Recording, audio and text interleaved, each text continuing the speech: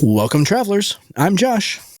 And I'm Lewanika, and this is Tabletop Journeys, where we will be your not so humble guides on the quest for RPG adventures.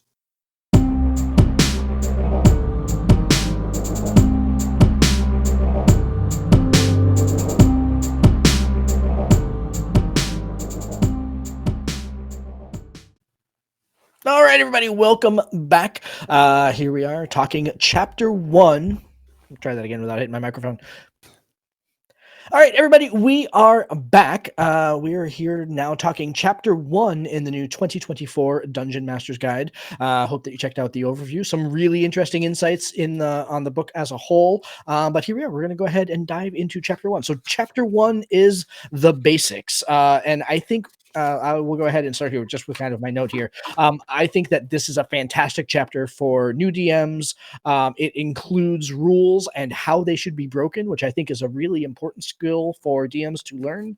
And it is a great chapter to put at the beginning of the book. That is something that WotC has not routinely done well in kind of like the doldrum years, like 2022, 2023. Sometimes their books felt a little out of place or like misorganized and everything like that. I think that this chapter was a really strong chapter to put at the beginning of the book, and that is exactly where you wanted this chapter to be. Yeah, I think it's a really, really good opening and a really important opening to the book here. I would absolutely agree.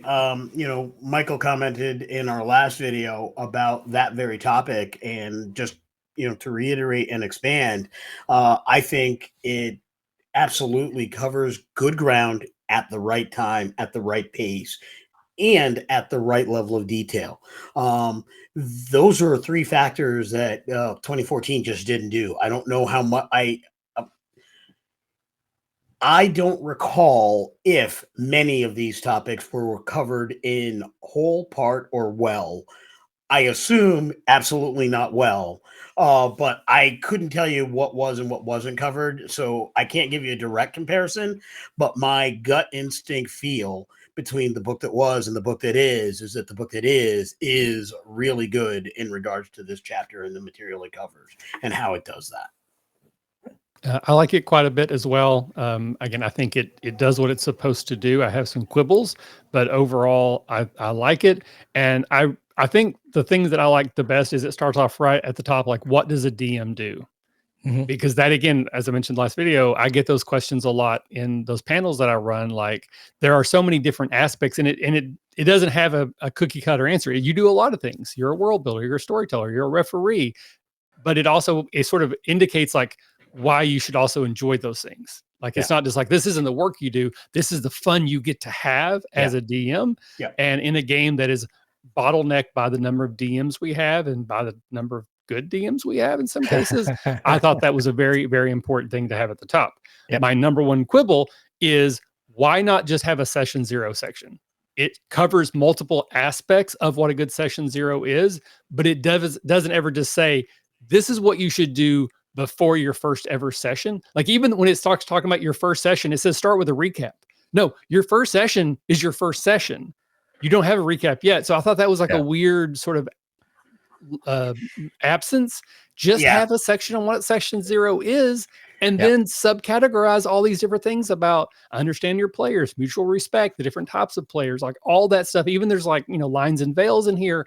That's all session 0 stuff. So I'm sorry. It should have had a session 0 section. It's just weird that it's not there. It's weird that it's not there in 2024. Yeah. Yes. Like that's, What's interesting to me is that they covered all the things that should be in it. They just didn't title it, right? So that's odd. There's a dissonance with that fact for any of us that have been in this game long enough and have come from before session 0s existed to the point where they are and have fully embraced them as not the weird thing, but the cool thing and the important thing. Yeah. I attended a panel on session 0s at a Catacon because I consistently want other perspectives on how to improve my session 0 process, specifically when I game at conventions. So I think that's just weird.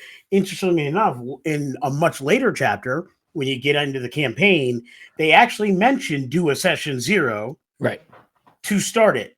And then they say all the things we talked about in the other chapter is what you would put into this effectively. Right. I'm paraphrasing that more directly than they did. And it's almost as if they acted as though the phrase session zero, because D&D didn't come up with it first, was persona non grata. I really, as a writer, got the feel they were afraid to say, here's session zero, because now they're copying every other game that says here's session zero, because we've had about 6 to 8 years of every other major and minor RPG that has come out that has flagged this as the most important thing to get your game started right. And WotC was late to the party. So it's almost like they recognize that. They want you to do it because they know that's what's going to make their game fun, but they're afraid to own up to the fact that they were the last folks at the party. Yeah, that's in contrast. I'm very happy to be the last guy at the party as long as the party's good. Right, sure. But because the same thing with lines and veils. They have them, but they do not call them lines and veils. They all but say that, but they don't credit Joseph or whatever the guy's name is who came up with them.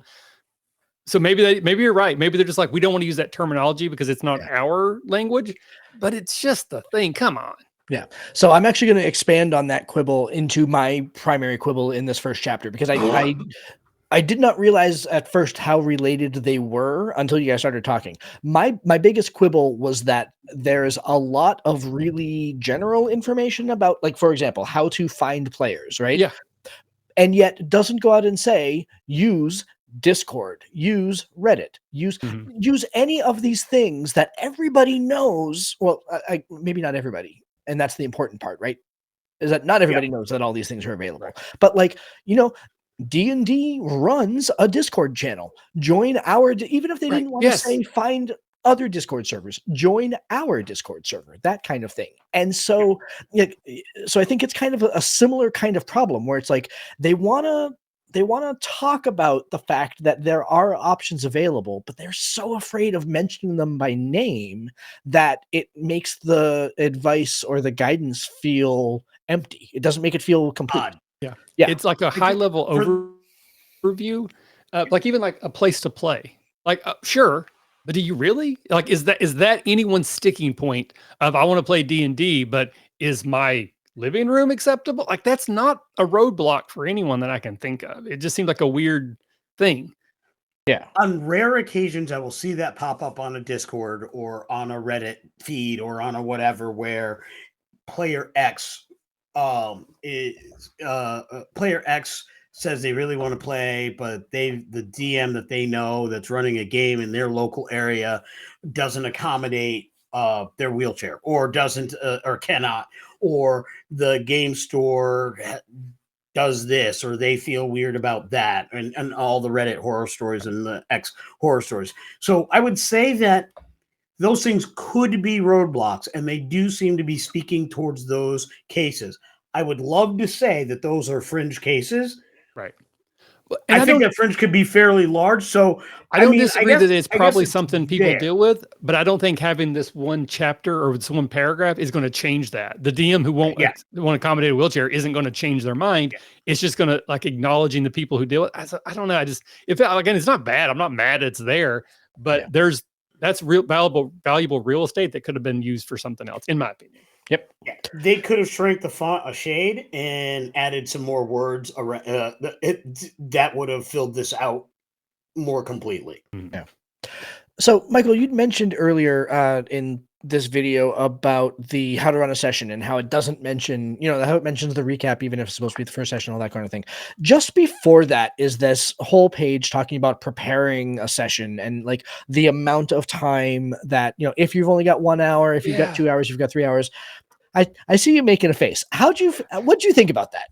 My note, I don't care for this much. That is what I wrote down. Yeah. I like the concept quite a lot. The idea of, if you only have so much time, these are the things that you should prioritize. Yeah. So I don't necessarily have a problem with the 1 hour. It's when they say if you've got 2 or 3, I don't feel like those are the correct additions that I would make. Right. And if one, it says if you have 2 hour preparation, spend some time making improvisational aids. No, that's hour 1. that's actually something you should always do You're right. forever and always, because even if you, It's an especially if you only impromptu, have an hour, that is like primarily important. That's not a secondary, that's a primary thing. So there, again, it's not like this terrible advice. But yeah, I that was like the one section I wrote. I would have rewritten all of that and given different numbers for before you everything. go, Lewanika, let me the note that I wrote on this. This is interesting, but I'm not sure it's right. Yep. So my comment, right along with your thoughts, Michael and Josh, your statement is, I am glad we're having the conversation in this book. I am sad that they didn't do what they should have done, which is pay Sly Flourish some money and include his notes, because this is their version of the Lazy Dungeon Master. And I watch that channel fairly frequently. I pay attention to it. Some things I use, some things I don't. Some tools I borrow. Sometimes I use it just for idea fuel. He'll talk about a thing and I'm like, oh, that could be neat, or what have you. But what I got from this was they're trying to capitalize on his stuff that he has done in this specific and tight arena, and they couldn't do it exactly like he did. So they changed it up enough to be different, and it ends up not being great. It's like they I do like the idea of the hazy DM. Yeah, I'm sorry. Like in 1 hour of play, you can probably get through these 3 things. I actually liked that quite a lot for when you're planning your session, because some people may only play for 1 hour. Some people may play for 12. You're like, you have different groups doing different things. So just using that as sort of a baseline, it's not 100% accurate, but it's like, decently correct. I thought that was great. But yeah, once I got into the prep time thing, it lost me pretty hard. Again, these are not new eyes. I'm very improvisational focused, so I can go into a session with very little plan. So maybe if I was brand new, this would be a good starting place. But I feel like any DM who's DM more than like 4 or 5 times is going to be beyond this advice pretty quickly. I would agree. And that kind of feeds into the last bit of this chapter that I really had a comment on. And this was the bit about every DM is unique, where it kind of paints them and say, well, a good DM is either hack and slash or immersive role playing. Yes, those are not toggles. Oh, right. They're not toggles. Exactly. Why or when and is correct was the note that I wrote on that. It's like, no. Like, and I get that on some level, they're trying to go ahead and say that a good DM does not need to be everything, which is a correct statement. And I understand that that's kind of the intention. I think that the execution on this doesn't actually say that, though. I think it's more like in one session, you might focus more on fighting. The next session might focus more on this. Exactly. It's like a moving sort of amorphous blob, but you want to get everybody encompassed. So yeah, I was saying thing. I was like, that it's not an and or statement, or not an and statement. It's an or statement. Not on the DM level. I think you're right that session by session may be one or the other, but the DM itself is not like, oh well, I don't do immersive role play because I'm hack and slash. Right. Like, That's I think that is a poor version or interpretation of DM or style of play discussion, right? You hold a session 0 to figure out what style of campaign that's where you can do that. Want. And I, as a GM, there's a style of play that I do very well. There's a style of campaign that I do very well. There are other styles of campaigns and styles of play that I do quite well. I am more than sufficient to enjoy time with my friends, to enjoy time with strangers, and have strangers enjoy their time with me, right? I personally do not run Cthulhu. There are reasons, right? That doesn't mean it was a bad game, and it doesn't mean I have not enjoyed the few I've played. But that's not the kind of game I run. I don't do that well. But like any good ensemble cast television show, I can give you one good horror movie episode a season, right? Michael, you and I have talked about that on Farm to Fable, where this was the such and such kind of episode. And there are times where Smallville did it amazingly well, and there are times that they did it not so well. Yeah. I love me some Smallville, but they had rough patches, right? That's when you have 22 episodes a year. They can't all be great. They can't. Yeah, all, you yep. can't hit everyone out of the park. Yep. You know, so I think this was a poor interpretation of that overall discussion. What they should have been saying is there are styles of play. If they had replaced this section with there are styles of play, here are a few of them. Some GMs, some DMs are really good at one or two. There Right. are very few DMs that are good at all of them. So don't think you can't be a DM if you're not good at all of them. If you're good at least one of them, you're good enough to get You'll be fine. started. And Yeah. I can almost guarantee you, as long as you've got a good group and you are joining in the fun and inviting in the collaboration, you're going to get good at it, at least one or two of the others while you're at it.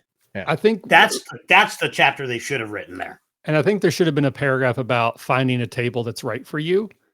That's kind of right where that would go, is that, you know, running games is kind of like a first date type of thing. You may join a group and it just doesn't work. That doesn't mean they're wrong. Doesn't mean you're wrong, but it just didn't vibe. Look for another table or start your own if you're more one than the other. So that's just something I'd like to see. I will say though, I do really like that they do call out some just clear distinctions, things that, you know, have been like passed around, like just because the rules say this, like, again, this is not an economy. If you found some loophole to make money, that's not the way. The game's not intended for that. It's not a physics engine. So yes, you can hand a spear by 1,000 peasants, but it doesn't make it a light, you know, a phaser wise. It's a game. And we've all agreed, kind of like my Severance example last time, we've all agreed to play this game together. And it really only works if we all kind of agree. So the antisocial behavior is called out, you know, if people are just being jerks, that's not okay. So I do like that it called some of these out. But I think part of my issue too is it's written, again, it's like that reference book. I just want it to be written more down to like you're talking to someone. Like I want the older cousin DM asides or text boxes. Have either of you ever played 13th Age? Yes. Yeah. So one of the things I really like about the first book is that the designers have those little asides where they sometimes disagree with each other, but it'll be like a little paragraph of, this is how this rule works at my house. And it's almost like design notes in a way. Yeah. Like I would have really appreciated maybe a Slash Flourish style DM notes going, this is how it works in my game, to just really cement some of those exceptions and variations that they cover high level, but they don't really have distinctions of. But I do like most of this quibbles. Exactly right. I think, I mean, what we're talking about is we're firmly in the 90-10 zone, right? Where 90% of this chapter is great. And we have some quibbles with about 10% of it, right? Yep. So like it's, you know, and we're going to spend 90% of the episode talking about that 10%. You know, like that's So my two things, go ahead. I was going to say my comment that I made earlier, I'll just reiterate here to kind of button up my thoughts on this chapter is I love the fact that we're having these discussions in the book, and I don't recall that we had them in 2014. Right, yes. So we are light years ahead of where we started 10 years ago. That's a very big plus. I definitely agree with that. There's a little more lifting that has to be done. And as a GM of years and a person who wants to be a great steward of this game and this game in specific and this hobby in general, I'm happy to pick up the torch and carry it the rest of the way. And that's why we're doing the show. Not because we're trying to pick on and say this is good, this is bad, this is good, this is bad. While we do that, the reality is we're doing it because we are picking up the torch. We think this is where they didn't bring it all the way home. Yep. We're here to quote one of my favorite bands who plagiarized from another great blues musician. Bring it on home. Yeah. So the two things I wanted to call out before we move on. One, we get our first tracking sheet. Yeah. We not almost like several more will be brought up throughout the next couple of chapters, but this is our game expectation sheet. I'll think of it as session 0 sheet. Yep. The super creepy holder on it. I like that. What do we think about the sheet as included, the design of it, and the inclusion of the sort of chibi cutesy beholder? Any thoughts? I dislike cute beholders. I like them really terrifying. That's just me. That's a style preference, right? I don't hate it, but yes, it bugged me a little bit. It did. It bugged me a little bit that it's I don't mind the cutesy. I run cutesy campaigns too, but I don't know why. But on all of them, all of the monsters on all these sheets are cutesy, and I just think that was a choice. And I don't know. Yep. Yeah. It was a Okay. design choice, and I'm not here to yuck anybody's yum. It is Sure. not my particular yum. Yep. Again, I love the fact that the sheet's here. I think it's covers what they chose to put in the chapter well.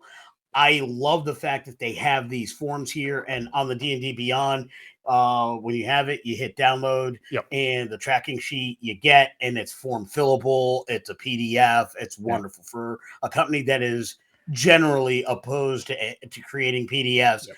I was very pleased to find that accessible and useful. I think that's going to be very good. I will be bringing that to my Learn to Play sessions because I want to build up new GMs and new storytellers at my local shop. So I will be bringing those with me so that they can be used. So I think it's a really good inclusion, even though I like the sheets that come with some other games better. Yeah, a lot. Love the idea. Love that it's here. Execution. This is This is not a way I could use. Like, it's not usable for me. And I'm not saying it's not usable for other people, but I love the idea that it's here. But I would basically redesign my own sheet. Probably would be an Excel or Google Docs. So I have drop downs and forms and columns. Just this like paragraph writing just doesn't. That's personally does not fit my style of how I would be able to document and then refer to information in the future. Exactly. This feels to me like the kind of sheet that your teacher would photocopy if everybody in the class needed to go ahead and fill it out. And because like if there's only 5 of us at a table, I don't need you to go ahead and put my name on your expectation sheet and take up an inch of space at the top with a header. Like, I think honestly, even including the player name on it is probably not a great idea. Because we want to make sure that like people don't feel like they have to go ahead and like they can be anonymous. Like if they don't want to go ahead and say, you know, like they have to, you know, do you see where I'm going with that? Like, I'm not sure that it's I've played some online games with like anonymous Google forms that do this better. Yeah. So you can fill it out. You can red, yellow, black, X, different things. Yeah. Covers this in a lot more it's depth. all done. Yeah. But so I love this here, but not how I would have done it. Yep. But the big thing for me, and again, this is waving my magic wand. I really like the example of play. Yeah. And I really like how they have sort of like the footnotes of when this is happening, this is what the DM's actually doing. Agreed. I wanted that throughout the whole book. I wanted to revisit it again and again and again. Like every time we introduce a new concept, do another couple examples and like box text, encounter, initiative. Like I want to see that revisited. And again, this is where I got lost in my version. I know it's hard to do. It's already a thick book. I could have done without some of the stuff that's in here. I would have loved that example over and over and over again. I think that would have been more useful as a training guide versus the reference manual. That was kind of like my big criticism overall. That's where that distinction in my mind comes from. More examples would have been more of a training manual. Less is more of a reference manual. I think you point out something that may lead to more of their design philosophy, because having been reading given the fact that I've been reading this digitally through D&D Beyond, as opposed to a PDF or whatever, so many things are hyperlinked. Yep.